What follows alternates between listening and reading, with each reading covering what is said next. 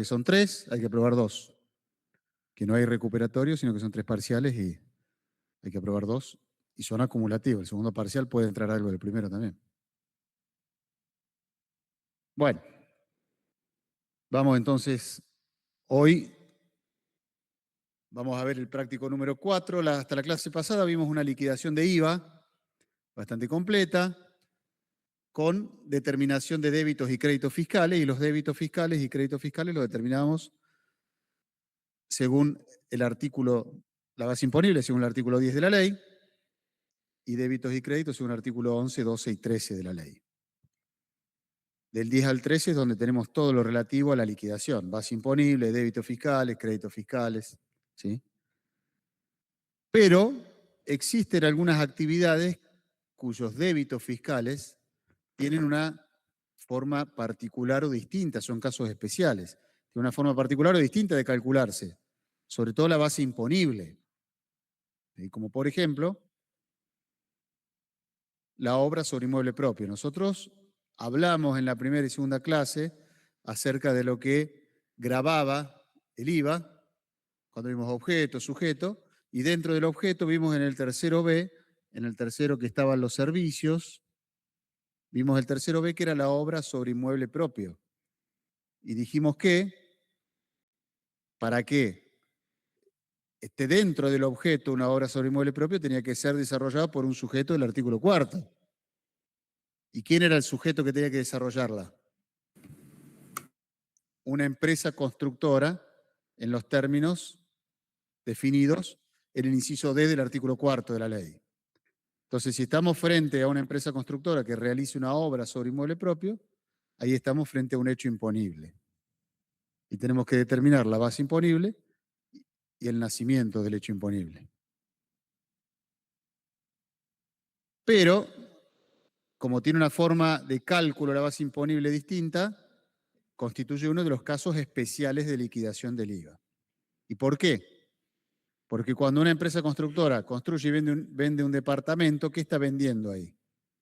Está vendiendo un inmueble. ¿Y nosotros qué dijimos en la primera clase? ¿Cuál era el objeto del impuesto al valor agregado? La venta de cosas, muebles. Pero, en el caso específico y especial de la obra sobre inmueble propio, lo que se grava es la obra, no el inmueble, no la tierra. Entonces, cuando una empresa constructora realice una obra sobre un terreno de su propiedad, lo que va a estar grabado al momento de vender va a ser la obra que hizo, la construcción, y no el inmueble. Entonces tenemos que diferenciar en el precio de venta lo que constituye obra de lo que constituye el terreno, de lo que es el terreno. Y tiene sus particularidades eso. ¿Sí? No es tan simple. Entonces, si nosotros tuviéramos que justificar algún ejercicio o alguna pregunta con los artículos de la ley, diríamos que si estamos hablando de obra sobre inmueble propio, cuando hablamos de obra nos vamos al primero inciso B, servicios del tercero inciso B, ¿sí? Específicamente obra sobre inmueble propio, y el cuarto del decreto reglamentario, que era el que nos decía qué consideraba obra el impuesto al valor agregado. Que habíamos dicho que era toda construcción o toda obra sujeta a denuncia en el organismo de control, en los municipios. ¿Sí? Hemos dicho que si yo quería construir una casa, tenía que ir a pedir autorización, habilitación de obra a la municipalidad. Entonces eso es una obra, no una mera refacción. Si yo quiero hacer algo en mi casa, la quiero agrandar, quiero hacerle más metros, y tengo que denunciar esos metros de más que construyo, eso va a ser una obra. Ahora, si yo quiero arreglar una habitación que las paredes están llenas de humedad o se está cayendo el techo, o lo que sea, eso no es una obra, eso es una simple, es un simple arreglo, digamos, no constituye una obra. Y en ese caso estaría grabado por ser un servicio si lo hace un tercero, ¿sí? Pero no nosotros o una empresa constructora. Entonces una empresa constructora cuando realice una obra queda sujeta al impuesto por la primera venta, por la venta de ese inmueble. ¿Sí? El resto de las ventas que sucedan a esa primera venta ya no está alcanzada, porque ya no va a haber obra sobre inmueble propio, va a haber una venta de un inmueble. Entonces la venta de inmueble está fuera del objeto. Lo que está grabado siempre es la primera venta. y siempre y cuando sea hecha por una empresa constructora. ¿Sí? ¿Hasta ahí vamos? Perdón, profe, ¿y si un comerciante vende el negocio completo y suponete que, Cuando decía el negocio te refería al inmueble. me refiero que construyó, suponete un anexo, un galpón anexo, se tomó los créditos y después vende todo después de los 10 años vende todo con Pero eso el es otra cosa, eso es otra cosa. Ahí no estamos frente a una empresa constructora. perfecto, Ahí no estamos frente a la definición de empresa constructora. Eso es para la empresa constructora, el inmueble que vende, ¿qué constituye en términos contables? ¿Qué es?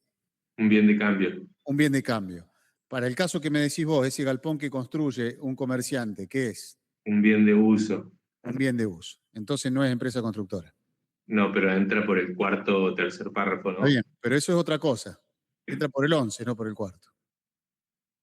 Eso es otra cosa. Eso es cuando vos construís un inmueble que lo destinás a bien de uso, ¿sí? Y te tomás los créditos fiscales y después lo vendés. Usaste un tiempo como bien de uso y después lo vendés. Ahí no está grabado por el impuesto eso, pero la ley te dice que si no transcurrieron 10 años desde el momento que vos habilitaste esa obra para usarla, tenés que restituir los créditos fiscales que te tomaste. Eso es otra cosa, no es obra sobre inmueble propio, propiamente dicho, como grabado como si fuera empresa constructora. Son dos cosas distintas. Ya lo vemos a eso, ¿sí? Bueno, en realidad ya lo mencionamos la otra vez.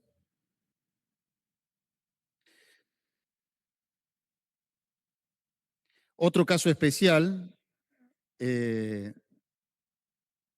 teniendo en cuenta una empresa constructora, está previsto en el artículo 5 del decreto reglamentario que nos dice que cuando una empresa constructora construye un inmueble y no lo vende, sino que le da otro destino por el término de 3 años, continuos o discontinuos, los 3 años, no hace falta que sean continuados, sino que puede ser un año, después no le da uso, vuelve a darle 2 años más y ahí suman los 3 años.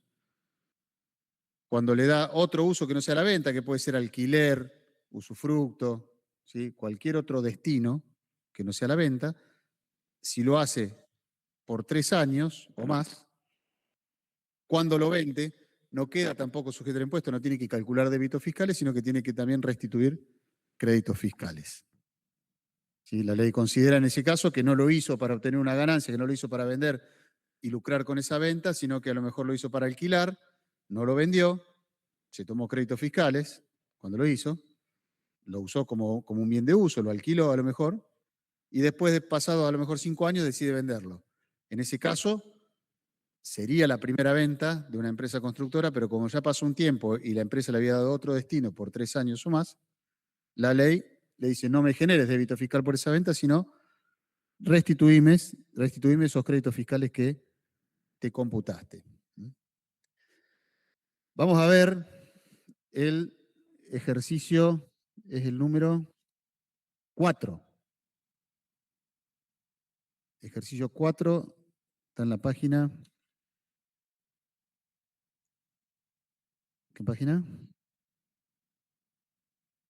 17, sí señor, acá está, página 17 de la guía.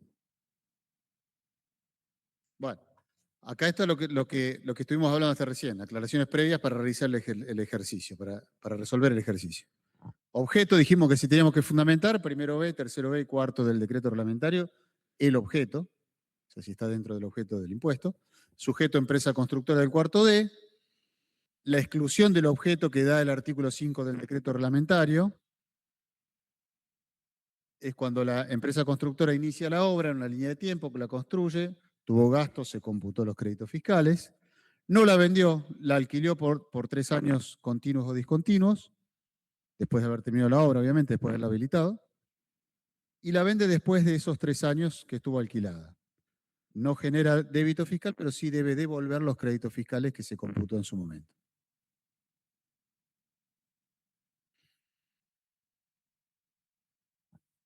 Nacimiento de hecho imponible. Algo habíamos hablado también, seguramente lo vieron en el teórico también, cuando nace el hecho imponible para las empresas constructoras cuando realizan obras sobre inmueble propio. En este caso, el inciso E del artículo 5 establece que el hecho imponible nace al momento de la transferencia a título oneroso del inmueble. ¿Y cuándo se considera esa transferencia configurada? Cuando existe escritura o boleto y posesión. Boleto y, no o. Boleto con posesión tiene que haber. O escritura. De los dos, lo anterior.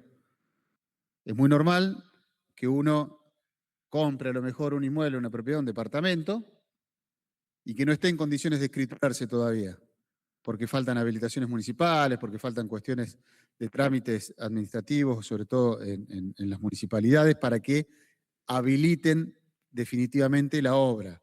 Entonces, en ese caso, ¿qué hace? Cuando vende la empresa constructora que necesita financiamiento y va vendiendo anticipado antes de construir, va vendiendo el departamento o va cobrando cuotas, ¿sí? En ese momento lo que hacen es firmar un boleto de compraventa. O sea que ya tiene un boleto, pero mientras esté en construcción, en obra, todavía no tiene posesión el que compra.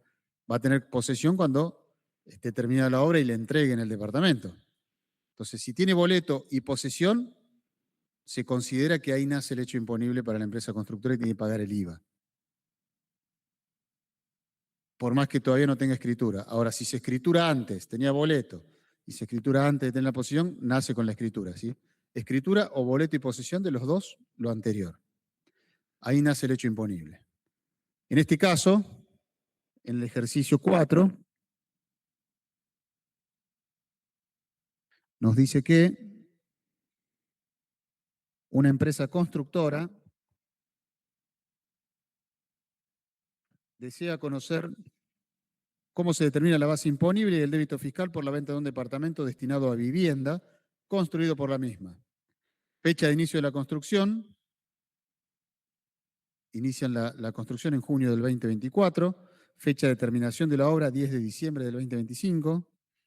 Se vende por boleto de compraventa el 16 de enero del 2026 de la siguiente manera. O sea, inicia la obra en el 2024 en junio, termina la obra en diciembre del 2025, vende en enero firmando un boleto, pero no cobra la totalidad, sino que lo hace en cuotas. Entrega de posesión el 10 de marzo del 2026. Precio total al momento de firmarse el boleto, sin IVA, 100 millones de pesos. Se cobró de la siguiente manera: el 16 de enero, con la firma del boleto, 20 millones. La primera cuota fue el 10 de febrero, 20 millones más intereses de financiación de 1.280.000. La segunda cuota el 5 de marzo, otros 20 millones más intereses de 960.000.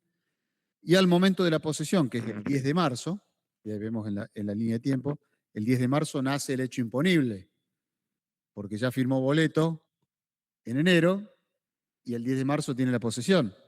Entonces, boleto y posesión equivale a escritura, nace el hecho imponible. La tercera cuota se paga el 10 de abril del 2026, son 20 millones de pesos más 640.000 pesos de interés. Y la cuarta cuota, de 20 millones, el 10 de mayo, con intereses de 320.000 pesos. Proporciones convenidas entre las partes: terreno 25%, construcción 75%, y el costo del terreno actualizado a diciembre del 2025, que fue cuando se terminó la obra, según el impuesto a las ganancias, era de 18.562.500, y el costo de las inversiones, actualizado a la misma fecha, era de 37.687.500. Entonces, acá lo que tenemos que hacer es determinar la base imponible y los débitos fiscales, nos pide. Tenemos que tener en cuenta que se producen señas antes del nacimiento del hecho imponible. Eso también es otra particularidad. Nosotros habíamos visto, el artículo 5 también establecía que si había señas que congelaban precios, nacía el hecho imponible por el monto de esa seña. En este caso, Perdón, profe, en ese sentido y atendiendo al parcial del sábado, ¿es un hecho imponible la seña? claro, ¿O, ¿O son solamente el nacimiento de la obligación tributaria? No, no, no. Ahí nace el hecho imponible por el monto de la seña. Al O momento sea, de dar una seña que congela precio, como este caso, nace el hecho imponible por ese monto. ok. O sea, los anticipos que congelan precio están grabados, alcanzados y Seña que grabados. congela, a ver, si la operación principal está grabada y te dan una seña o un anticipo que congela precio, ese anticipo no tenés que esperar a cobrar el precio o a facturar el anticipo para generar el débito fiscal. Si Bueno, te dan un anticipo, por ese monto genera el débito fiscal. Siempre y cuando la operación principal esté grabada, ¿no?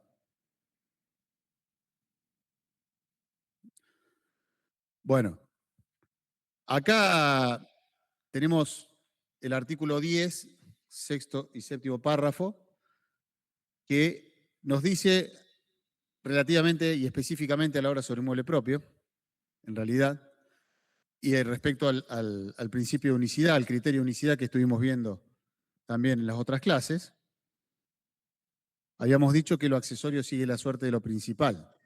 Pero el séptimo párrafo del artículo 10 establece una excepción a este criterio que es para este caso de obra sobre inmueble propio que se va cancelando con señas o cuotas antes del nacimiento del hecho imponible. Y nos dice que los intereses, actualización y otros pagos por pago diferido, cuyo pago debe efectuarse antes del nacimiento del hecho imponible, o sea, acá tenemos el 10 de marzo el nacimiento del hecho imponible, estamos hablando de los intereses que se pagaron en febrero y el 5 de marzo, que son anteriores al 10 de marzo.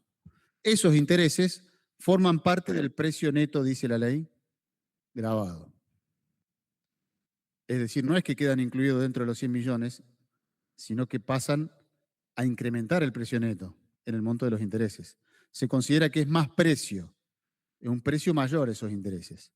Y aquellos intereses que se paguen posteriores al nacimiento del hecho imponible no forman parte del precio, o sea, quedan afuera del precio neto grabado, no están alcanzados. Ahí también es una excepción al criterio de unicidad.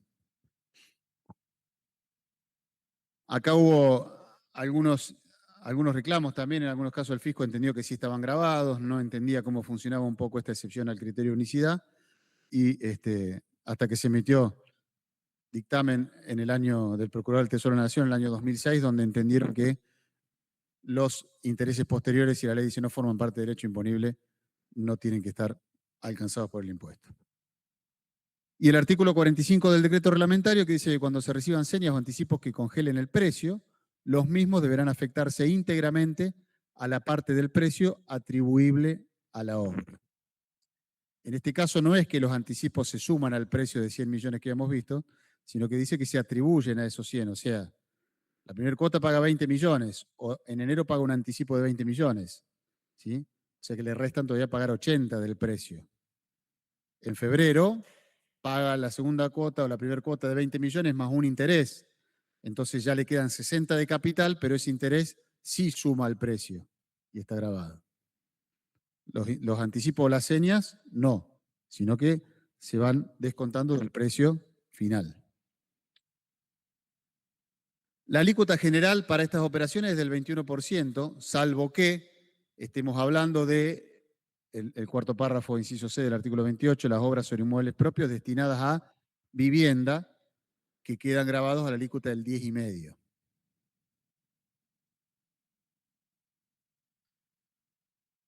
Y a los fines de la reducción de esta alícuota, o sea, para que pague el 10,5, tenemos que tener en cuenta lo dispuesto por el decreto reglamentario y el artículo 2 del decreto 1230 del año 96, que dice este decreto que cuando habla de inmuebles destinados a vivienda, no importa en sí el destino que se le dé a ese inmueble, sino para qué fue concebido. O sea que si la empresa constructora hizo departamentos y después viene un arquitecto y se pone un estudio de arquitectura, o sea que no le está dando el destino de vivienda, pero fue concebido para vivienda, porque en los planos surge que un departamento, que tiene dormitorio, que tiene baño, que tiene cocina, que tiene un living, etcétera.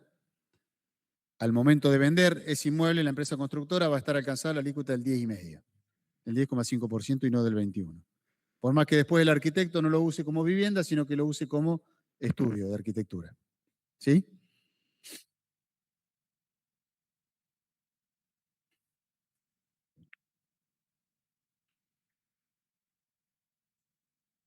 Entonces vamos a calcular el débito fiscal.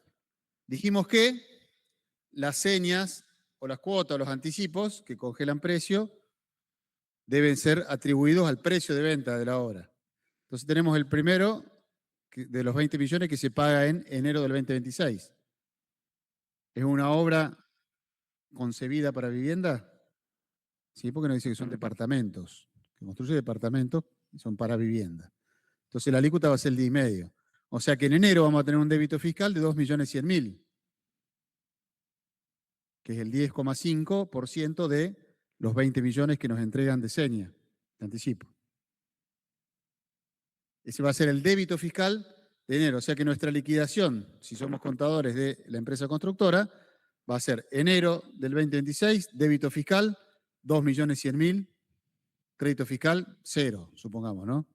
No nos dice nada que tuviera crédito fiscal. O sea que en enero va a pagar 2.100.000 de débito de IVA esta empresa. Vamos a febrero.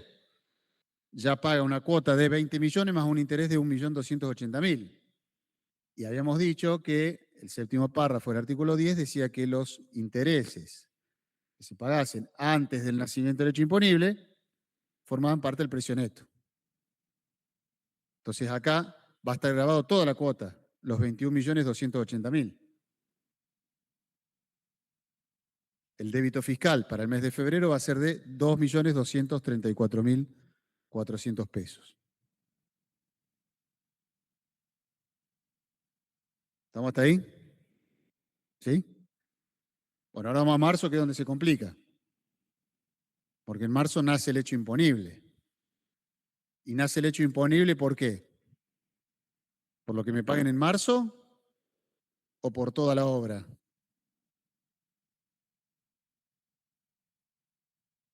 Si nace el hecho imponible, ¿por qué nace? ¿Solo por la cuota que me pagan en marzo o por todo?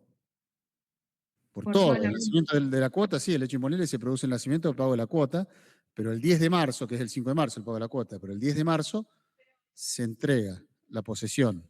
Entonces ahí nace el hecho imponible por toda la obra. Habíamos dicho que el hecho imponible nacía con escritura o boleto y posesión, lo que ocurre antes. Acá ocurrió primero boleto y posesión. ¿Sí? ¿Qué estaba por preguntar? ¿Estabas por preguntar algo? Por ese monto, por el monto de la seña, claro. No de todo. Pero cuando hay boleto y posesión, en este caso, nace el hecho imponible por toda la obra.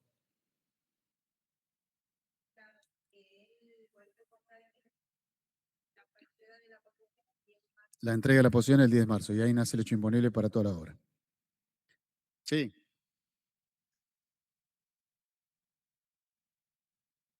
¿Qué cosa tiene que ser antes? El mismo mes. No, no es lo mismo. Porque bueno, para los que no están acá presenciales, pregunta, una buena pregunta, hacia acá un compañero, ¿cómo te nombre? Nacho. Nacho pregunta si es lo mismo, tiene que ser en el mismo mes, si es lo mismo que pague antes la cuota del nacimiento del hecho imponible o después. Y no es lo mismo. Porque estamos diciendo que si la cuota y el interés se paga antes del nacimiento del hecho imponible, ese interés forma parte del precio. Si la cuota con el interés lo pagara el 11 de marzo, ese interés no forma parte del precio, no genera débito fiscal. Entonces no sería lo mismo que la cuota se pague antes o después del nacimiento del hecho imponible. Y ahora vas a ver por qué, porque acá te dice el 5 de marzo, paga 20 millones de cuota y 960.000 de interés. Y vos el IVA lo calculás sobre todo, sobre los 20 millones 960.000. Entonces el débito fiscal de esa seña, porque acá no va a ser el débito fiscal de marzo, porque todavía falta el resto, el débito fiscal por esa seña, o por esa cuota, mejor dicho, es 2.200.800. Pero el 10 de marzo se produce el nacimiento del hecho imponible. Entonces, si yo digo que nace para toda la obra, lo que tengo que hacer primero es calcular el precio de la obra. Y el precio de la obra no son los 100 millones. Los 100 millones incluye el inmueble. Entonces, el precio del departamento van a ser los 100 millones más el 1.280.000 del interés de la cuota que se pagó en febrero, más los 960.000, que es el interés de la cuota que se pagó el 5 de marzo.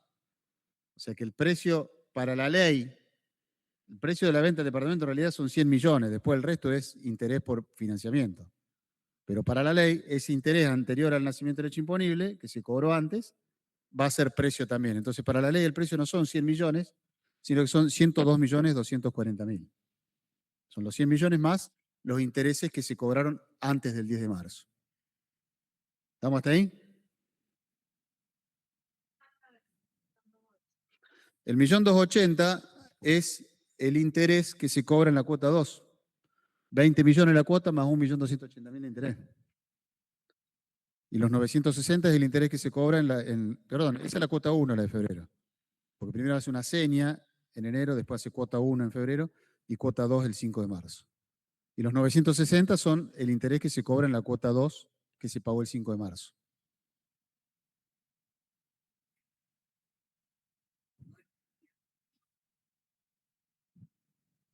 Es por 100. 102 millones es para la ley la base imponible. Es por 100 millones que es por lo que vos vendés. Está bien, o descontarle los 40, pero tiene que sumar 100. Descontarle los 40, pero tiene que sumar 100 todo. ¿Sí? De todos modos, para el régimen de facturación, la venta de inmuebles tiene también un régimen particular y está exceptuado de emitir comprobante. Las inmobiliarias, las constructoras están exceptuadas de emitir comprobante porque también la Resolución General 1415 considera a la escritura pública, en el caso que se pueda escriturar, como un documento equivalente a factura. ¿Sí? Entonces, la escritura pública podría suplir a la factura, pero como acá no hay escritura, lo debería facturar, porque acá todavía no hay escritura. Entonces, para la ley, no para el que compra el departamento, porque el que compra el precio va a ser 100 millones más el interés de financiación de todas las cuotas. Pero para la ley, el precio son 100 millones más los intereses que se pagaron antes del nacimiento del hecho imponible. O sea, 102 millones 240 mil. Entonces, en marzo hasta ahora tenemos 2 millones 200.800 de débito fiscal, que es de la cuota número 2, que se cobra el 5 de marzo. Pero después tenemos que determinar el débito fiscal del resto de la obra, de lo que queda a cobrar todavía de obra. Y para eso tenemos que saber, de esos 102 millones 240 mil, cuánto es obra y cuánto es terreno. ¿Y qué nos dice la ley en ese caso? La base imponible va a ser o la obra, el porcentaje atribuible a la obra va a surgir de lo convenido entre las partes, de lo que hayan convenido las partes que le atribuyen al terreno y a la obra, o del avalúo fiscal, o en su caso, si no tenemos el avalúo fiscal, el costo impositivo que se determinó para el impuesto a las ganancias por esta empresa constructora. Acá no tenemos el avalúo fiscal, nos da lo convenido entre las partes y el costo según el impuesto a las ganancias. O sea, no son 3 los métodos, o sea, lo que hay que comparar, son 2 los valores que hay que comparar. Lo convenido entre las partes, y a eso hay que compararlo con alguno de los otros 2 que tengamos, cualquiera de los otros 2 que tengamos. O el avalúo fiscal o el costo para el impuesto a las ganancias. En este caso tenemos el costo para el impuesto a las ganancias. Entonces comparamos con lo convenido entre las partes y hay que tomar el mayor. Acá lo convenido entre las partes era atribuirle un 75% del valor del inmueble a la obra y un 25% al terreno. Y según el impuesto a las ganancias, que nos daba los valores en el enunciado, si nosotros proporcionamos esos valores sobre el precio total del costo de esos valores, nos da que un 33% para el impuesto a las ganancias, el terreno tiene un 33% de incidencia y la obra un 67%. Sí.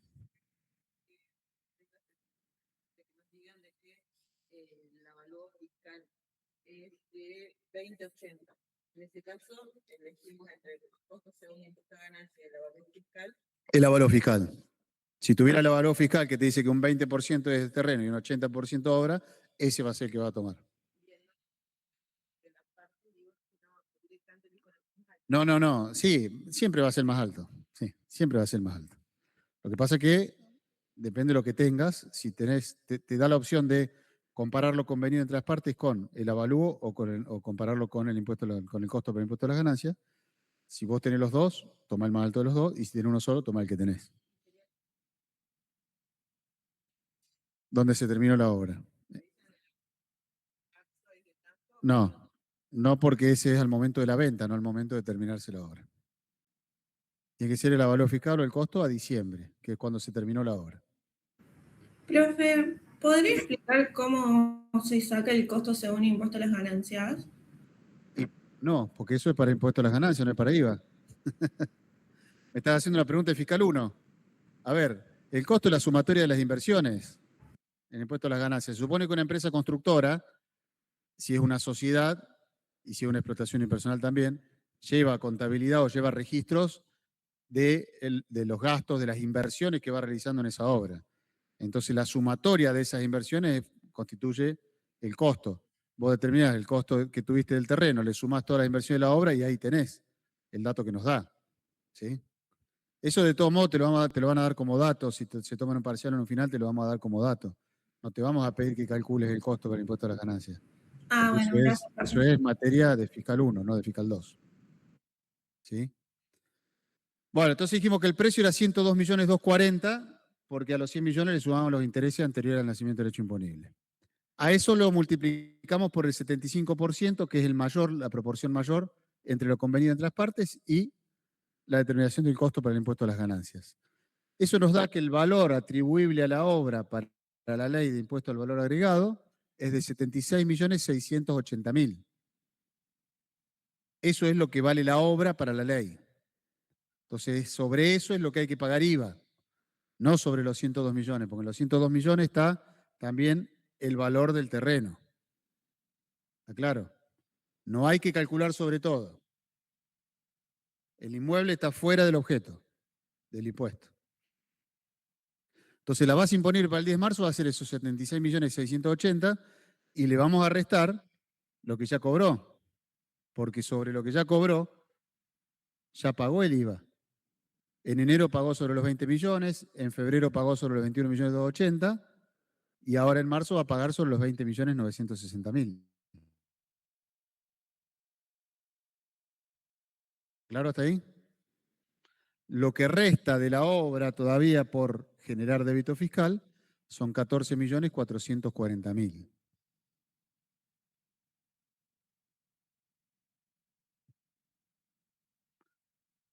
Si a esos 14.440.000 le aplicamos la alícuota, que es el 10,5%, nos da un débito fiscal por el saldo de la obra, llamémosle, de 1.516.200. Entonces, en marzo, el débito fiscal que va a tener que pagar esta empresa constructora es de 2.200.800, que es el que surge de la cuota que cobró el 5 de marzo más el interés, y 1.516.200, que es sobre el saldo de la obra por el nacimiento del hecho imponible el 10 de marzo. Total, la sumatoria de esos dos nos da un débito fiscal del periodo marzo de 3.717.000. La posesión se haya dado en abril. Ya habría que ver si. Mi idea es que ya supere el débito fiscal que tendría que haber pagado. Sí. Mi pregunta es, en el caso de que la posesión se haya dado en abril o en mayo, siempre que ya haya pagado la totalidad del débito fiscal que me correspondería a la obra, ¿la diferencia esa que haya pagado de más va a quedar como crédito fiscal? ¿O cómo lo...? No va a haber diferencia de más, porque si ya pagó todo, suponete que la posesión acá se diera en junio y dijimos que iba a pagar 20 millones en enero, 20 millones más interés en febrero, 20 millones más interés en marzo, 20 millones más interés en abril y 20 millones más interés en mayo. O sea que pagó todo. En junio le dan la posesión. Cuando le haga este cálculo, en realidad, sobre la obra, a ver, los intereses van a formar parte del precio todos. Cuando haga sobre el 75%, ahí sí le va a quedar en realidad ahí tenés dos opciones. Una es, si pagaste sobre todo y estaba incluido el terreno, ese débito fiscal tenés que pedir la restitución. No, que en realidad es más difícil. Lo que realmente hay que hacer es, vos tenés que ir llevando como empresa constructora, este cálculo lo tenés que tener hecho de antes, sabiendo que tu base imponible son 76.680.000. Entonces, cuando vos estés pagando la cuota de abril, que va a ser de 20 millones más 640.000, creo que eran de interés, lo que va a estar grabado de esos 20.640.000 van a ser solamente 14.440.000, que es lo que te faltaba. ¿Sí? Eso es lo que deberías hacer. Y ahí hay que presentar una nota en el fisco, en Arca, explicando esto, diciendo que no pagás sobre el total de la cuota más de interés porque ya llegaste al límite de la base imponible. Ya llegaste al total de la base imponible. Hay que presentar una nota explicando esto. ¿Sí? No debería ocurrir, por eso te dije no tenés, en realidad primero te dije no tenés diferencia, porque no debería ocurrir. Porque pedir la devolución de eso después es terrible. Porque en realidad lo hiciste mal. Lo que tendrías que haber hecho es esto. Cuando llegas ahí al límite, no generás más débito fiscal y presentás una nota con los cálculos. Sí.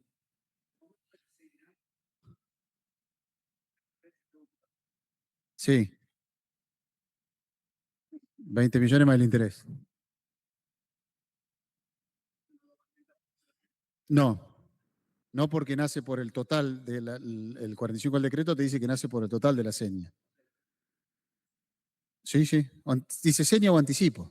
O cuota, lo que sea. Seña, anticipo, cuota, lo que sea. Todo lo que sea anterior al nacimiento del hecho imponible.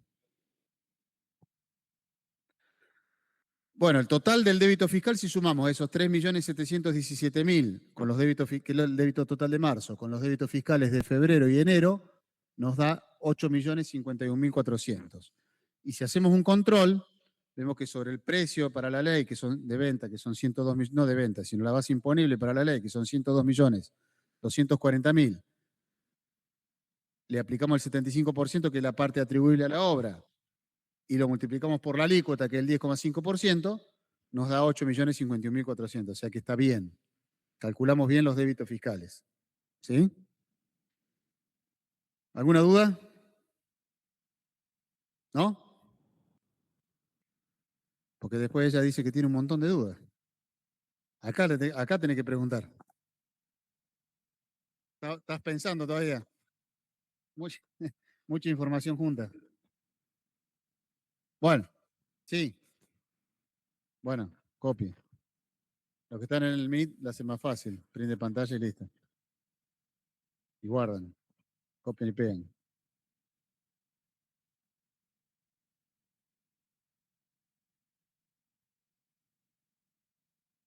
¿Estamos? Bueno. Ahora vamos a ver otro ejercicio más simple, más cortito, que es el ejercicio 9.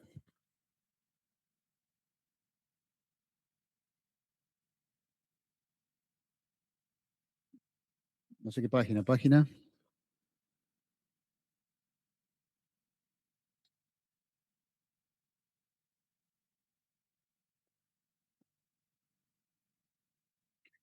Página 25, que en realidad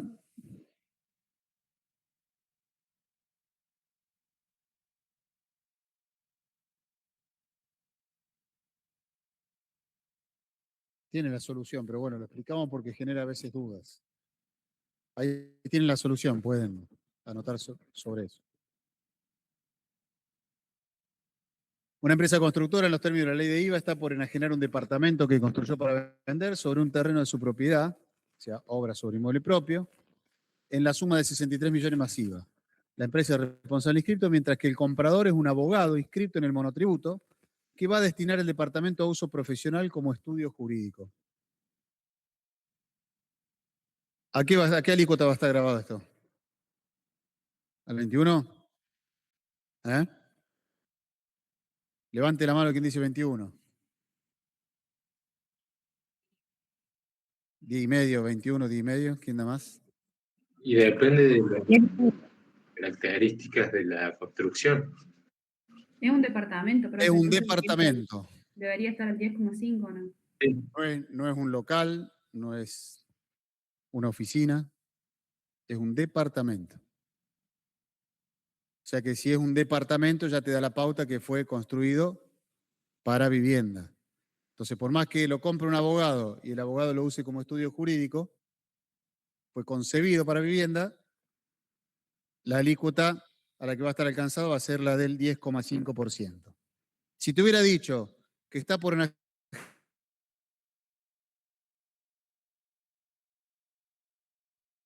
oficina, que no fue concebido para vivienda, fue concebido para actividad profesional. Entonces ahí estaría grabado el 21%.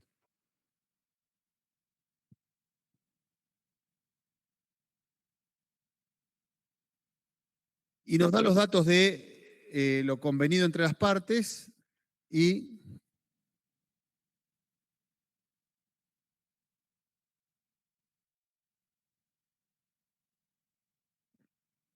ahí están mal los datos acá. ¿O no? A ver, no. Construcción sí. Y sí, el primero está mal porque dice convenido entre las partes 10 millones y 42 millones, dice, ¿no? En la guía. Claro, claro, está mal, son 53, porque el total es 63. Ponga, donde dice 42 millones, póngale 53.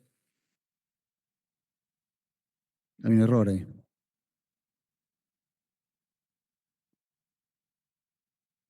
Además, nos señala que a la fecha no existe avalúo fiscal por el terreno y la construcción, pero de acuerdo a los datos de impuesto a las ganancias, el costo impositivo del mencionado inmueble se compone de terreno 3.600.000 y construcción 14.400.000. Nos consulta determinar la base imponible y el débito fiscal que corresponde a la operación. Entonces nos dice que no hay avalúo fiscal, pero sí nos da los datos también del impuesto a las ganancias. Según lo convenido entre las partes, la construcción, la parte atribuible a la obra del precio de 63 millones es un 84,12%, y según el costo impositivo del impuesto a las ganancias es un 80%. Entonces, ¿cuál vamos a tomar? El mayor, que es lo convenido entre las partes, 84,12%. A esos 63 millones le vamos a aplicar ese porcentaje, 84,12%, 127%, nos da 53 millones, que es lo convenido entre las partes que nos daba como dato el ejercicio, que estaba mal. Según lo que estuvimos mencionando, el artículo 2 del decreto 1230 del 96, la alícuota del 10,5, por lo tanto, a esos 53 millones lo voy a multiplicar por 10,5%, y me dice que el débito fiscal que se genera en este mes para esta empresa constructora por esa venta, ¿sí? Porque nace el hecho imponible completo, acá entrega al departamento, lo vende y lo entrega, o lo vende y lo escritura, no hay cuotas, no hay nada. El débito fiscal de esta operación es de 5.565.000 pesos.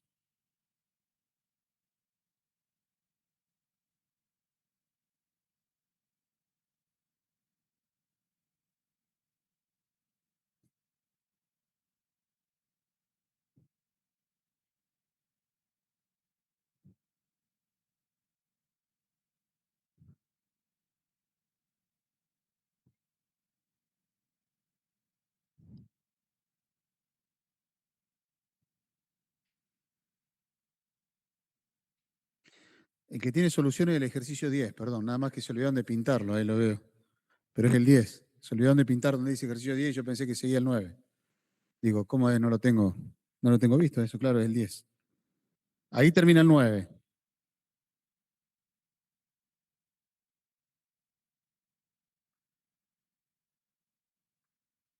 Ahí termina el 9. Abajo sigue el 10. Hay un error ahí de imprenta. Bueno, ¿está claro esto? Esto es todo lo que vamos a ver hoy sobre obra sobre inmueble propio. ¿Alguna duda? ¿No? ¿Seguimos? Hoy se van a ir temprano a lo mejor, para ir a estudiar. Bueno, damos vuelta la página. Dejamos la obra sobre inmueble propio, nos vamos a otro caso especial de determinación de base imponible, que es para el caso de aquellos sujetos que son habitualistas en la compra de bienes a consumidores finales.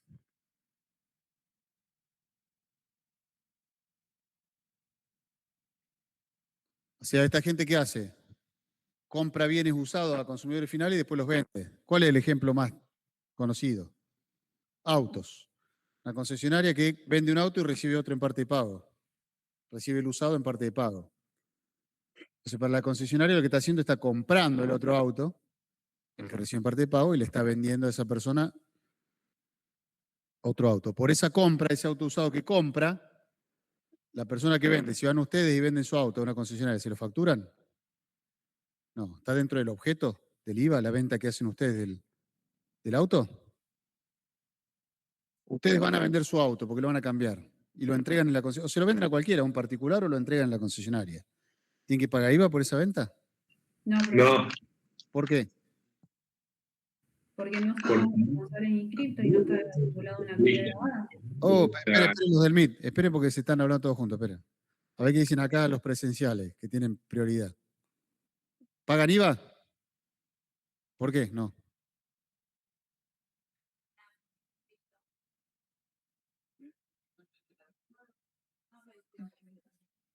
Está bien, a ver, puede ser. A ver, ¿qué dicen los chicos del MIT? ¿Paga IVA o no paga IVA? No paga, No. ¿Por qué? porque no estamos dentro del sujeto A, B, C, D, A, B, D, E y F del artículo 4. No estamos dentro del inciso, no del sujeto, del inciso. Está bien, perfecto, esa es la respuesta. Lo mismo que dijeron ustedes, pero en el parcial esa es la respuesta, con el artículo y el inciso. O sea, no somos habitualistas, no estamos dentro del inciso A del artículo 4, que es el que incluye a la venta de estos bienes. No somos habitualistas, entonces no dedicamos a comprar y vender autos, por eso no está alcanzada la venta que hagamos nosotros. Ahora, la concesionaria sí es habitualista, entonces sí está alcanzada. Pero como yo le voy a vender mi auto, que ellos después lo van a vender y cuando lo vendan van a generar débito fiscal, cuando vendan mi auto, pero yo no le voy a dar una factura para que se tome el crédito fiscal. Entonces salen perdiendo por todos lados.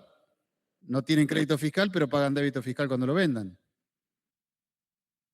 La ley hace una presunción para esos casos, para aquellos que se dediquen con habitualidad a la compra-venta o a la compra de bienes usados a consumidores finales para su posterior venta, hace una presunción, hace una ficción legal y le permite computarse un crédito fiscal a la concesionaria por la compra de ese bien al consumidor final.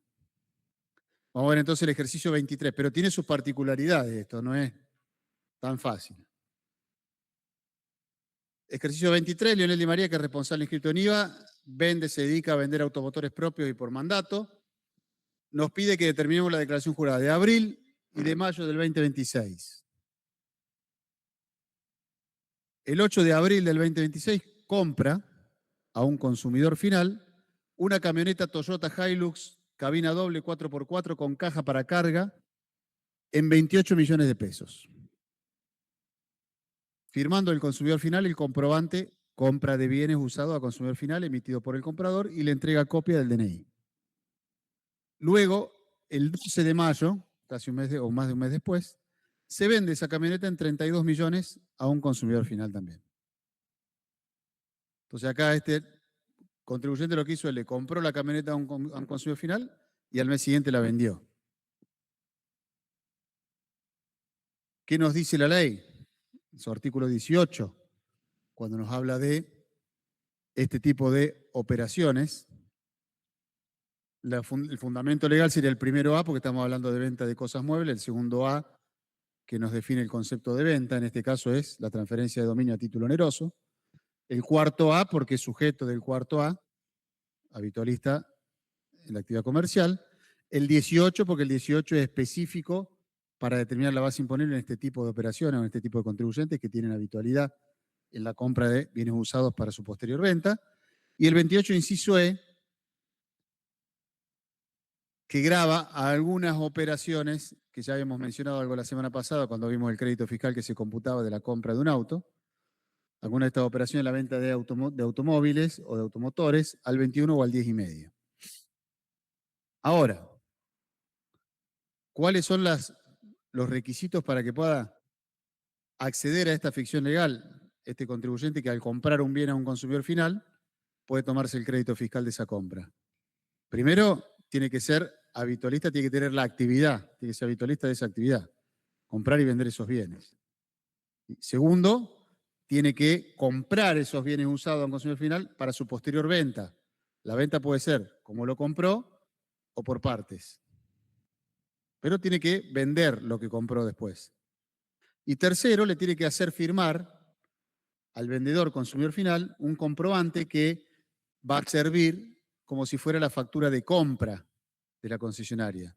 Es un comprobante que emite la concesionaria, o emite el comprador en este caso, se llama el comprobante de compra de bienes usados a consumidor final, donde se detalla el bien que se está comprando, el precio neto, el IVA que está incluido en esa compra, y se le hace firmar al vendedor y tiene que adjuntar copia de su identificación, del DNI.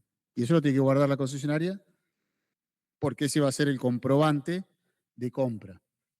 Si tiene alguna fiscalización, alguna inspección en algún momento y se lo piden, lo tiene que tener. Si no, no puede computarse el crédito fiscal. Ahora, cuando la ley dice compra consumidor final, ¿habla solamente de una persona que usaba su auto para pasear y va y lo entrega o lo vende en una concesionaria? Y el fisco recibió varias consultas al respecto y amplió un poco el concepto de consumidor final. Dijo que el consumidor final es propiamente dicho es aquel que está definido en el artículo 71 del decreto, que es el que utiliza los bienes para un consumo privado, para un uso propio, que no le da un destino comercial, no lo utiliza para una actividad, para nada, para ninguna otra cosa que no sea el uso propio. Y después amplió un poco este concepto y entendió que puede incorporarse también o puede incluirse, como si fuera un consumidor final, a un sujeto exento. Porque, por ejemplo, un sujeto exento, ¿sí?, que no genera débitos fiscales por sus ventas, si le vende un bien a un comprador de estos habitualistas, tampoco le va a generar débito fiscal. Entonces le está poniendo en una situación de desventaja, en este caso a la concesionaria. Asimismo le dijo que si el sujeto que entrega el bien o vende el bien es un sujeto exento, también puede computarse crédito fiscal. Y también podría ser de aquellos responsables inscriptos que venden bienes que no dieron lugar al cómputo del crédito fiscal, o sea que el 100% de ese bien estuvo afectado a una actividad exenta, por más que sea responsable inscripto, estuvo afectado a una actividad 100% exenta, entonces cuando lo venda tampoco va a generar, porque el artículo 4º, tercer párrafo de la ley nos decía que independientemente de la calidad de sujeto, si lo hubiera destinado conjuntamente a actividades grabadas y exentas, va a pagar sobre todo la venta de ese bien. Acá no estamos hablando de que está destinado a actividad exenta y grabada, sino que solo a exenta. Entonces, como no generó crédito fiscal, tampoco genera débito fiscal. Si hubiera estado destinado a actividad grabada y exenta, los dos, en un 99% actividad exenta y en un 1% actividad grabada, cuando lo vende genera débito fiscal por todo, el responsable inscripto. No solo por lo que se computó. Pero también aclaró que no se considera o no se equipara a un consumidor final al monotributista, porque el artículo 40 del decreto reglamentario de la ley de monotributo, el decreto 1 del 2010, deja claro que las ventas de consumidor final nunca pueden generar crédito fiscal. O sea que si le compras a un monotributista estás al horno. Eso es respecto a lo que se considera consumidor final. Después nos está diciendo que está comprando un bien que es una camioneta Hilux 4x4 con cabina, doble cabina, con caja para carga y demás. Bueno, el artículo 28, inciso E, nos dice que nos da una serie de posiciones arancelarias de un anexo a la ley, que si el bien está incluido dentro de esas posiciones arancelarias, nos dice el inciso E del artículo 28 que va a estar grabado a la alícuota reducida de IVA, es decir, al 10,5%. Esta camioneta está incluida dentro de la partida 8.704.21.90. Entonces, está incluida esa partida en el anexo del inciso E, por lo tanto está grabado al 10,5%. La clase pasada lo dijimos un poco más claro, lo bajamos un poco a tierra, que yo les dije, si es automóvil está el 21, si no es automóvil está el 10,5. Esto no es automóvil, esto es una pick-up o una camioneta, en los términos de la Ley Nacional de Tránsito, que está definido en el artículo 5, y entra dentro de la definición de camioneta y no dentro de la definición de automóvil, por lo tanto va a estar el 10,5. O sea que si a usted le dicen que está comprando un Lamborghini, una Ferrari, un BM, un Mercedes clase E, 320, lo que sea, está hablando de un auto, por lo tanto ya saben que la alícuota va a ser el 21. Ahora, si les dicen que está comprando una camioneta, un camión, otra cosa, estamos hablando de automóvil, ¿sí? No de motocicleta. Automóvil está al 10,5. Tengan cuidado con aquellos vehículos que mencionamos el otro día que son automóviles y no son utilitarios o camionetas, así como esas carrozadas que son 4x4, pero que no tienen capacidad de carga. Son para el transporte de personas nomás. Como habíamos dicho, la Toyota, la SW4, la Tracker, ¿sí? Esos vehículos que no son ni utilitarios ni camionetas. Los utilitarios, por ejemplo, sí están también grabados al 10,5% porque tienen capacidad de carga. Tienen para 2 personas adelante y después todo atrás es para carga de mercadería. Es un utilitario, no es un automóvil. Bueno, vamos a hacer la declaración jurada de abril. ¿Qué hizo en abril? Profe, ¿se acuerda en qué punto de las alícuotas está la reducida para estos que no son automóviles? Porque no la encuentro. El inciso E del artículo 28. Te manda al anexo y vos tenés que ver cada bien si está en el anexo o no está en el anexo. Tenés que buscarlo en ese anexo. Ah, por eso. Yo les digo como una ayuda a memoria esto que en la práctica es así. Si es automóvil está el 21, si no, no. Tenés que ir al anexo. Igual el que se dedica a vender la concesionaria sabe cuál va a estar el 21 y cuál el 10,5, ¿no? Porque de última, si vos vendés 0 kilómetros, también la fábrica te lo va a facturar con la alícuota que corresponda. Entonces, si la fábrica te lo factura al 10,5, ya sabes que va al 10,5. Si te lo factura al 21, ya sabes que va a ir al 21. Bueno, vamos a ver la declaración jurada de abril. El precio de compra fueron 28 millones. ¿Cómo hacemos para determinar el IVA o el crédito fiscal que está contenido en esos 28 millones? Y al precio total lo multiplicamos por la alícuota, que en este caso va a ser el 10,5%, y lo dividimos por la alícuota más 100, o sea, el 110,5. Eso nos va a dar un crédito fiscal de 2.660.633,48. La otra forma de determinar el crédito es, si al precio de venta lo divido por 1,105, eso me va a dar el precio neto. La diferencia es el IVA. ¿Sí? La diferencia entre el precio de venta y el precio neto es el IVA. O al precio neto le aplico la alícuota del 10,5 y me va a dar los 2.660.633,48. Entonces la liquidación de IVA de abril de este contribuyente va a ser débito fiscal 0, porque no tuvo ventas en abril, porque el débito fiscal es 0, y el crédito fiscal 2.660.633,48.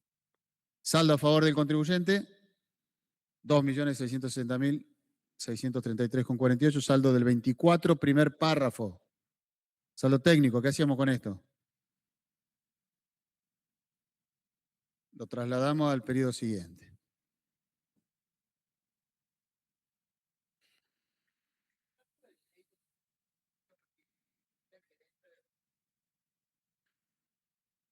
Claro, porque vos le estás comprando al consumidor final que no te hace factura. Que se lo comprás y vos le decís el precio final. O si yo te lo compro en 28 millones. Y se lo estás comprando y si vos sos habitualista y reuniste los requisitos, estás pagando, te permite, no estás pagando en realidad, te permite la ley que te compute un crédito fiscal por esa compra.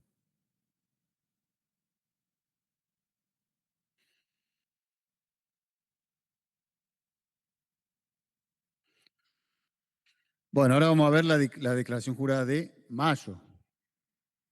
Que acá sí ya tenemos la venta. ¿Ya está? Acá sí ya tenemos la venta de ese mismo vehículo. Y acá es donde tenemos una particularidad. El débito fiscal, como se lo vendemos a un consumidor final también, tenemos el precio final, 32 millones. Calculamos el débito fiscal que está incluido en los 32 millones, son 3.040.723,98. Pero nos dice el artículo 18 de la ley que en este caso tenemos un tope del crédito fiscal. O sea, la ley presume que como mínimo este habitualista tiene que ganar un 10% del precio de compra. Entonces te dice que el crédito fiscal nunca puede superar, el crédito fiscal que vos te puedes tomar, nunca puede superar al que surja de aplicarle al 90% del valor de venta, del precio neto de venta, la alícuota que corresponda. O sea, al 90%, ¿por qué? Porque ellos presumen que le gana el 10%, por lo menos. La ley dice, por lo menos le tiene que ganar el 10%. Entonces, vos no te podés computar un crédito fiscal mayor al que surja de aplicar el 90% por la alícuota del precio neto de venta. Veamos si supera el tope este o no.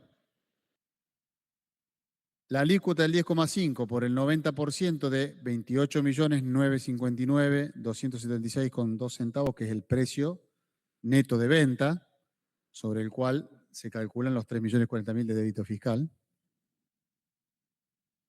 Eso nos da un monto de 2.736.651,58. O sea, ese sería el tope de crédito fiscal. No nos podríamos computar un crédito fiscal mayor por la compra de ese vehículo mayor a 2.736.651,58. ¿Y cuánto se computó? 2.660.000, que es menor a ese monto. O sea, ¿lo supera el monto? Entonces está bien, el crédito fiscal es computable 100%.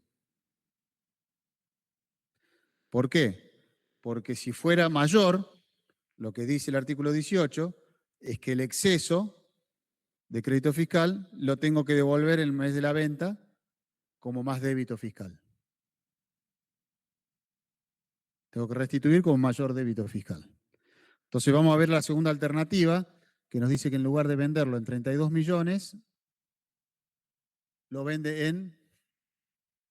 bueno, perdón, me falta la liquidación del IVA. La liquidación del IVA es, para este mes de mayo, 3.040.723 va a ser el débito fiscal que generó por la venta de esa camioneta. No tiene crédito fiscal, porque no hizo ninguna compra en mayo.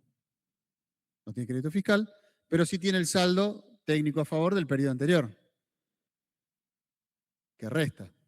Entonces le va a quedar un saldo a pagar de 380.090,50.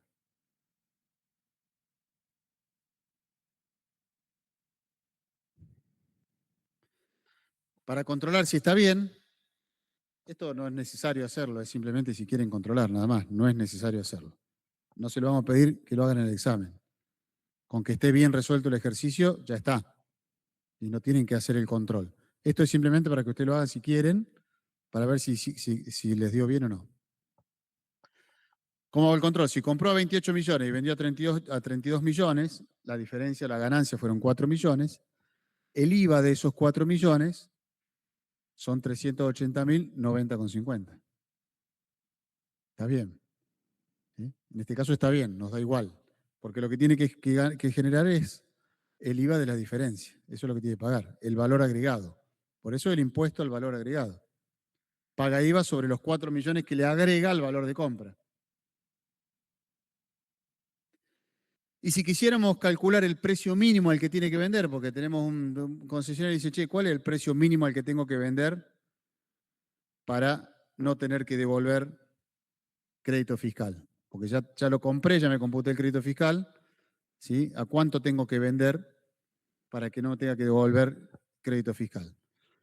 Entonces, si el precio de compra tiene que ser mayor o igual al precio de venta por 90%, haciendo un pasaje de término, despejamos en esa ecuación el precio de compra dividido 0,90, tiene que ser el precio de venta. Si el precio de compra fuera 100, si lo dividimos por 190, quiere decir, por 0,90, perdón, quiere decir que el precio mínimo de venta debería ser 111,112.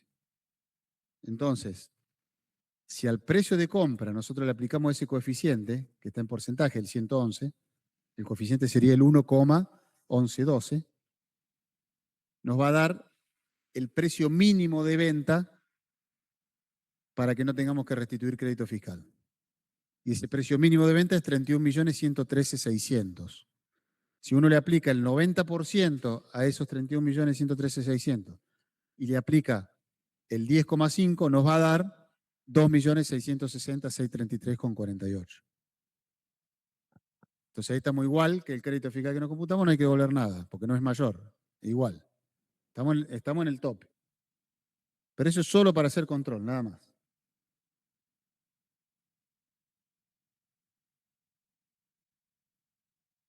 ¿Ahí?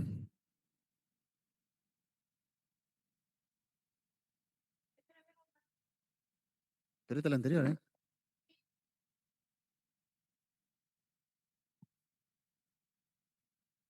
Bueno. Esperamos que estén copiando.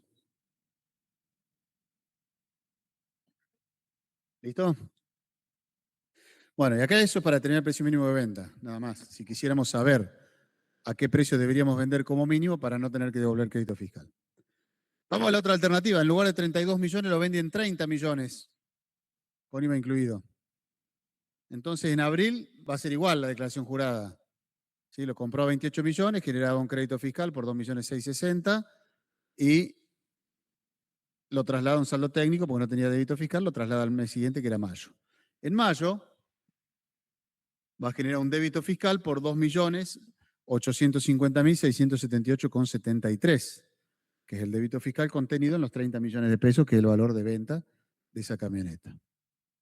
Entonces, cuando hagamos el análisis del tope del crédito fiscal que nos pide la ley, el artículo 18, si al precio neto de venta de esos 30 millones, que son 27.149.321,27, le aplicamos el 90%, que debería ser el valor de compra máximo para ese precio de venta, y le aplicamos el 10,5, nos da que el crédito fiscal máximo computable es 2.565.610,86.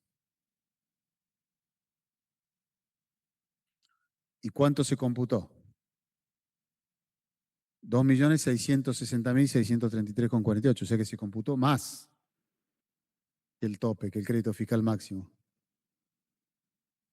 Entonces la diferencia entre lo que se computó y lo que se podía computar como máximo, que son 95.022,62, lo tengo que devolver en mayo, que es cuando vendo esa camioneta. Y lo tengo que devolver como más débito fiscal.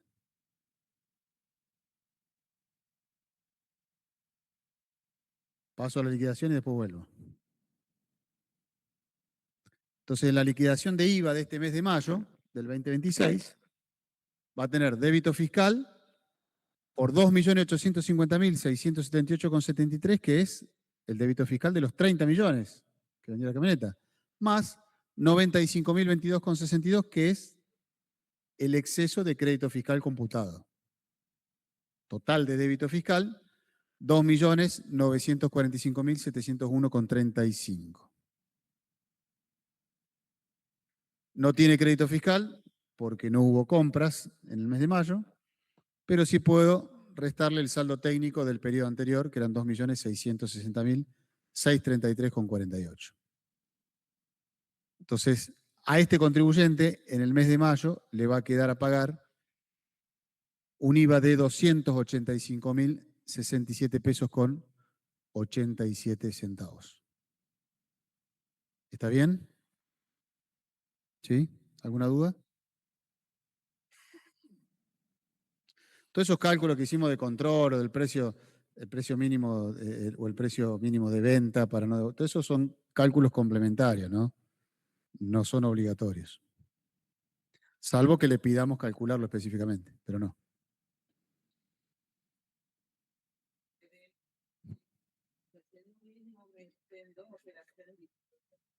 Y en el primer mes computé crédito fiscal por la compra de la camioneta. Tenía otros débitos. Mi pregunta es, si en el periodo donde compré la 4x4, me puedo acreditar o que puedo acreditarme el crédito fiscal, hice otra operación que me generó débito y lo ocupé a ese crédito. Esa es mi pregunta. Si es que tengo que esperar a que suceda la venta del producto, en el caso de las empresas habitualistas, como para aplicar el crédito que corresponde a esa operación, o lo puedo aplicar como cualquier otro saldo técnico. Lo aplicás como con la compra de cualquier producto. Vos cuando compras una mercadería, ¿te computás el crédito fiscal cuando lo comprás o cuando las vendés? Cuando lo comprás. Esto es lo mismo. Si vos tuvieras otras ventas en el mes de abril, ese crédito fiscal va a ser para disminuir los débitos fiscales de las otras ventas. Y no va a tener saldo técnico a lo mejor para trasladar al periodo siguiente. al mes siguiente, cuando lo vendas, sí tenés que reintegrar esos 95.000 pesos porque te computaste el mes anterior crédito fiscal de más. ¿Está listo acá? ¿No?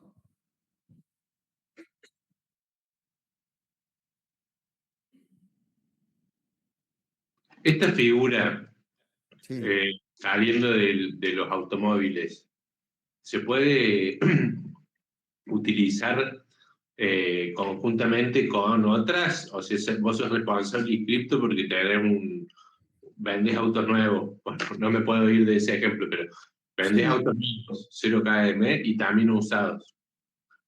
¿Es compatible con o sea, con realizar otras actividades o es sí, solo sí te dedicas exclusivamente a eso? No, no, no. Tenés que dedicarte a eso para poder computarte crédito fiscal, pero nada impide que puedas tener otra actividad también. Puedes tener un kiosco, si querés, y por el kiosco también va a tener débito y crédito fiscales. Por tu operación de actividad de venta de automóviles va a tener débitos y créditos fiscales. Y después en la declaración jurada vas a sumar todos los débitos y todos los créditos. ¿Sí? Si bien hoy en el IVA simple, que está vigente de fin del año pasado, primero tenés que hacer la apertura de los débitos y créditos fiscales por actividad. Y, o sea que en este caso discriminarías cuáles son los débitos y los créditos de cada actividad. Nada impide que te lo puedas tomar al crédito fiscal de la compra de este auto. No tiene que ser solamente esa actividad. Tenés que tener esa actividad y tenés que ser habitualista en la compra de bienes usados. ¿Sí? ¿Está claro? Sí, profe.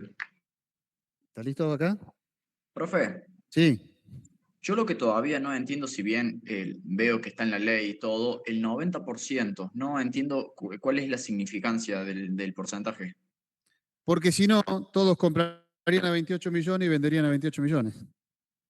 Entonces la ley te dice, no, yo no te acepto que vendas a un precio que sea menor a lo que resulte sumarle el 10% por lo menos a lo que vos compraste. Es una presunción, como tantas otras, como las hay, por ejemplo, en ganancias también, presunciones que ya las han visto, por ejemplo, de la cesión de la locación a título gratuito de inmuebles. No te acepta la ley que vos puedas prestar un inmueble. Te dice, prestalo si querés, pero a mí me paga impuesto lo mismo, como si lo tuviera alquilado. En este caso, la ley presume que vos por lo menos a la compra que haga un consumidor final le tenés que ganar un 10%. Ah, listo, profe. Gracias. No, de nada. Bueno, vamos con el último de los temas que vamos a ver hoy, que es el de los intereses.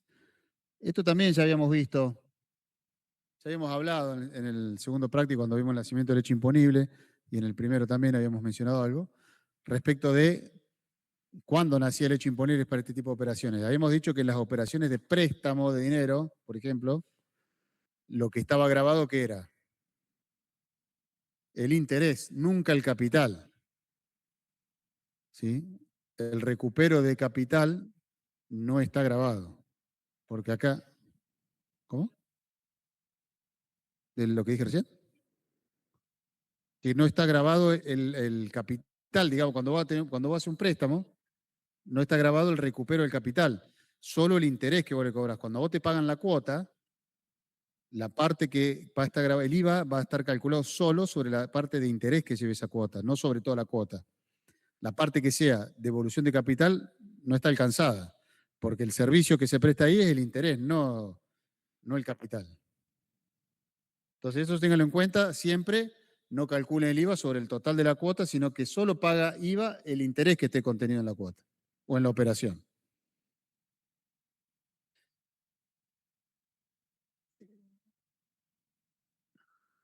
Vamos a ejercicio 30.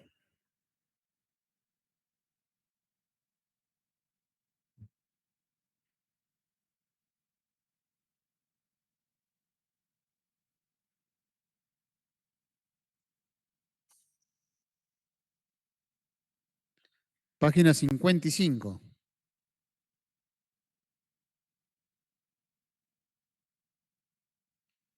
Senda SRL es una casa de préstamos personales de dinero, es responsable escrito en el IVA y otorga un préstamo a Juan Loyola, que es consumidor final, de 1.000 pesos.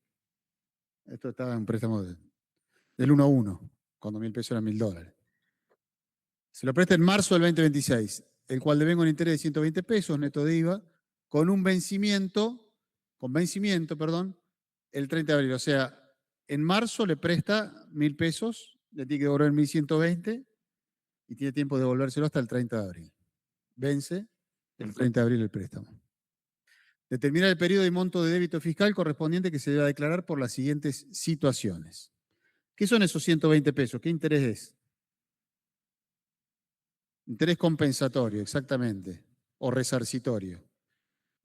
Conoce como resarcitorio. Y supongamos que no paga el 30 de abril. A partir del 1 de mayo empiezan a correr los punitorios, que son los resarcitorios o compensatorios, son por el transcurso del tiempo hasta que yo tengo la obligación de devolver. Cuando ya se venció esa obligación de devolver y yo no pagué, ya se suman a esos otros intereses que son los punitorios, que son porque ya se me venció el plazo de devolución y no lo hice, porque no pagué. Vamos a ver ahora. Opción A. El cliente abona el 15 de mayo del 2026, 1.120 más 40 pesos de interés punitorio. Recordemos, si tenemos que justificar esta operación, objeto, sujeto, estamos dentro del inciso B del artículo primero, que es la prestación de servicios, la ocasión de obras, y el tercero E, donde están todos los servicios residuales en el tercero E, apartado 21. Son sujetos del tercero E, apartado 21. El nacimiento del hecho imponible, decía el artículo 5, inciso B, en el punto 7, para este tipo de intereses, que es el vencimiento del plazo fijado para el cobro, o sea, el 30 de abril, o el momento en que se cobren esos intereses, lo anterior. Y el artículo 24 del decreto reglamentario nos habla de esos intereses punitorios, que nos dice que en caso de que se generen intereses punitorios, el hecho imponible nace con la percepción, porque ahí no hay vencimiento. Ahí no tengo un plazo para pagar los punitorios, no se me renueva el vencimiento. Ahí se generan hasta que los pague. Entonces, el 24 del decreto dice, para los punitorios, percepción solamente. Para los resarcitorios, vencimiento para el pago de la cuota o percepción lo anterior. Acá tenemos que el préstamo es en marzo del 2026 por 1.120 pesos, por 1.000 pesos, perdón, interés de 120, pero vence el 30 de abril. Entonces ahí venció la cuota. ¿Pagó? No. ¿Generó débito fiscal por esos 120? Por más que no los cobró. Sí, sí porque venció. Entonces en abril va a tener un débito fiscal de 25,20, que es el 21% de esos 120. En abril va a tener que pagar el IVA por más que no lo haya cobrado. No lo cobró, no importa, lo tiene que pagar lo mismo. Y después en mayo va a tener que pagar el IVA por los punitorios, que son de 25,20, de 40 pesos, perdón. Entonces, 40 pesos, está bien. El débito fiscal, el 21% de esos 40 pesos son 8 pesos con 40. O sea que esos intereses de 40 pesos generan un débito fiscal de 8,40. Esto es porque pagó después de vencido, pagó el mes siguiente del mes en que venció el plazo fijado para el pago.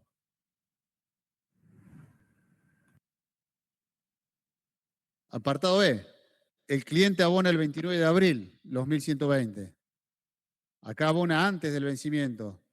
Entonces, la ley que dice que el nacimiento del hecho imponible se produce ¿cuándo? ¿Al vencimiento o la percepción? Acá la percepción es anterior al vencimiento. Entonces, el hecho imponible nace el 29 de abril. Pero como estamos en el...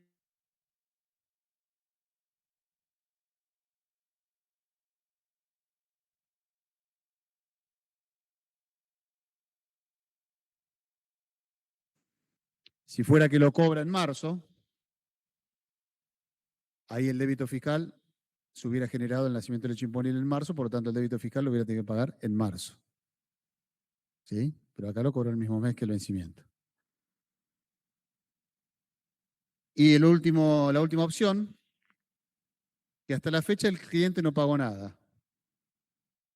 Si no pagó nada, nació el hecho imponible por los resarcitorios el 30 de abril, los 25,20, y los punitorios todavía están corriendo. Cuando pague los punitorios, ahí van a hacer el hecho imponible y va a tener que pagar el IVA de esos punitorios. O sea que acá lo único que generó también es el débito fiscal por los 120 en abril. Nada más. ¿Está claro? ¿Sí? Los que estamos acá que no estamos viendo la cara, ¿está claro? Recordar bien grande que no está grabado el capital, solo el interés. O sea, los 1.000 pesos, cuando se los paga y los cobra, no generan débito fiscal. Cuando se los paga el deudor y los cobra la financiera, no está generando débito fiscal. Bueno, ¿alguna duda los chicos del MIT?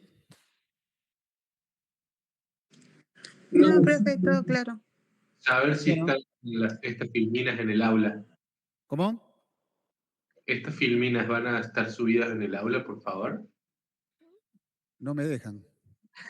Por ¿No favor. ¿Tu mamá? No, Porque mentira. me lo pidas, por favor, no me van a dejar. Pero decirle que somos buena gente, que te podés juntar con nosotros. Bueno, No, bueno, está bien. Gracias. lo vamos a intentar. Por Bueno, favor. suerte. ¿Alguna otra pregunta? No. No, era eso nomás. Gracias. Bueno, los libero. Vayan a estudiar, suerte para el sábado. Nos vemos el sábado. Gracias, Sí. profe. A mí, cuando le contesté las preguntas, bueno, se me cerró el mí y me volví a conectar de manera inmediata, así que le aviso por las dudas. Bueno, no sé si sale eso, che. ¿Sale la conexión? ¿Te dejó conectarte? Bueno, Sí, va a sí. salir que te desconectaste y conectaste de vuelta. Sí. Ah, listo. Gracias, profe. Bueno. Profe, los del MIT no tenemos que firmar, ¿no? No. Los del MIT, la asistencia, ahora se tira un reporte.